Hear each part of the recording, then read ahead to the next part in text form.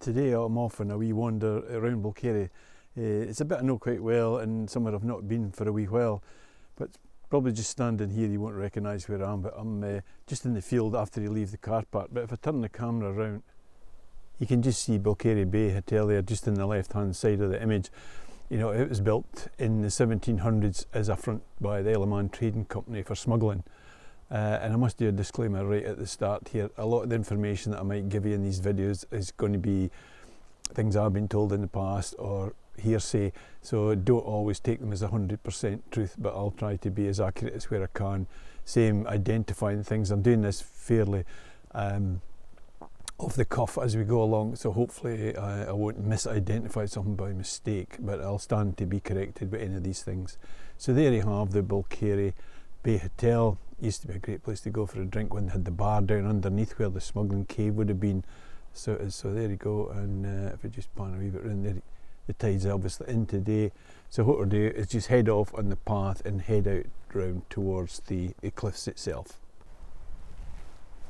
The path brings you along the back side of the garden of Balcary Tower, but once you get past there, it's not quite steps, but you go up through this bit here, and this is probably the first real view that you're going to get of Heston Island itself, and it's tucked away in the rhododendron trees here. There is a seat, although it's a bit overgrown these days.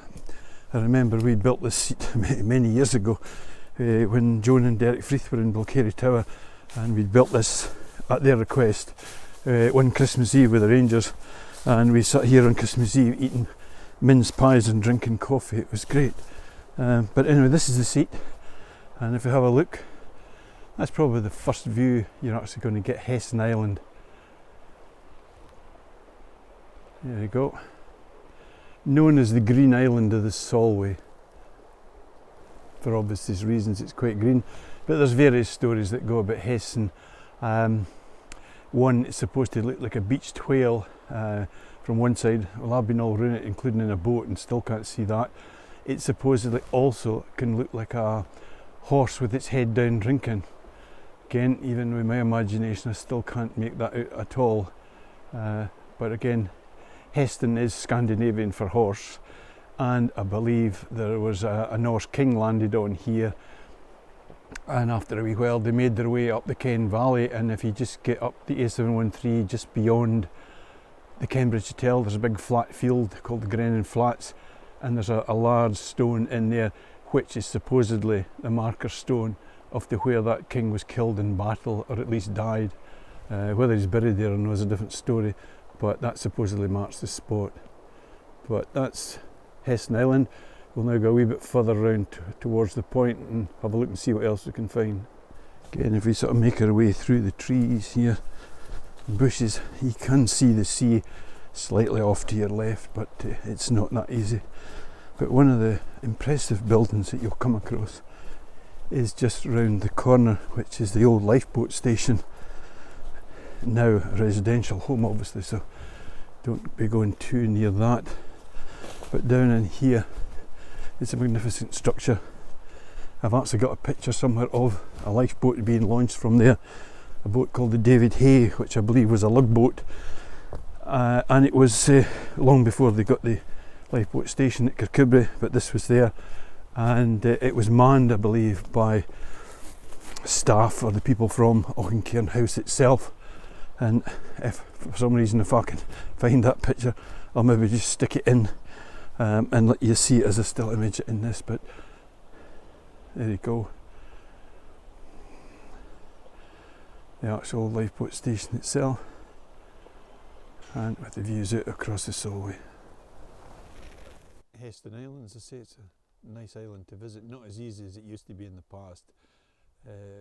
My personal opinion is now there's a lot of, I won't say quicksands, but a lot of soft sand when you walk out at low tide.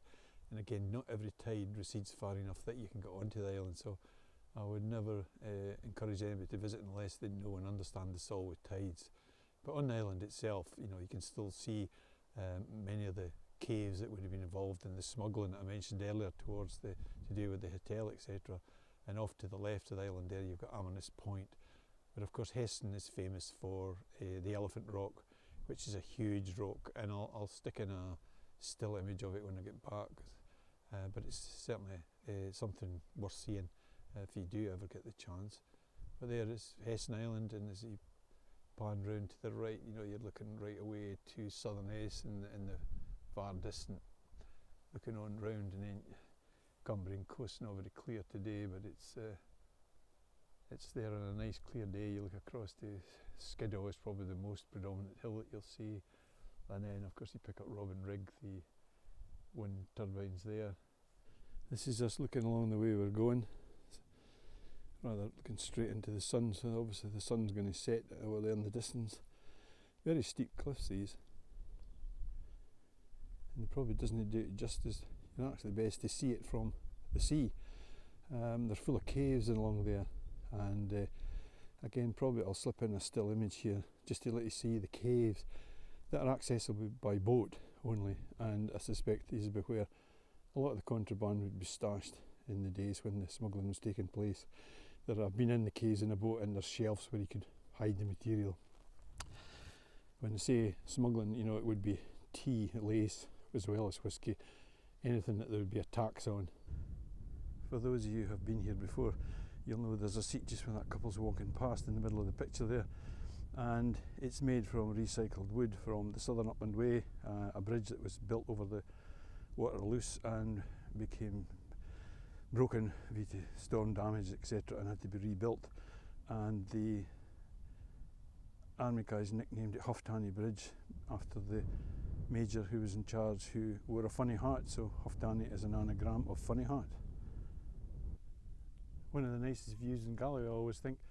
It's a bit wide angle here, so you're not seeing it probably at its best, but on the left there in the distance you've got Ben Gairn coming right across to the top of Scriel, and on round to the left there you've got Kilnechty, and up through there. It really is quite a spectacular scenery in Galloway. One thing to remember when you're doing this walk, or any walk for that matter, if you're in near livestock, you know, people make a living on the land here, so there will be livestock, whether it's sheep, cattle, whatever. So do adhere to any signs that you come across. Close all gates. Here there's kissing gates, etc., so it's a bit easier. But even so, still make sure they're shut, and enjoy your walk. And if you do happen to have a dog, if you keep it on a lead and well away from any livestock, although this is not the best walk in the world to take a dog, especially with the steep cliffs. We're looking west now, down onto the flat rock, again another well-known fishing mark. But if we swing round, just looking at it over the Solway, this is probably going to be as good a place as any to finish this short video. But we're looking down onto the edge of the start of the main cliffs, you could say. There's a couple of caves down there in the bottom left hand corner, which are accessible at low tide, but it's not recommended to climb down that sheer face there. Come the summer, well the spring for that matter, this bit's alive with seabirds. Very difficult to see again for the top.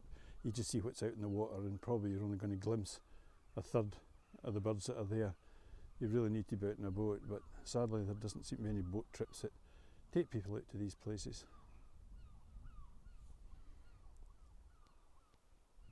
So it's from here we'll say goodbye for this time, and I'll do another one hopefully in the not too distant future.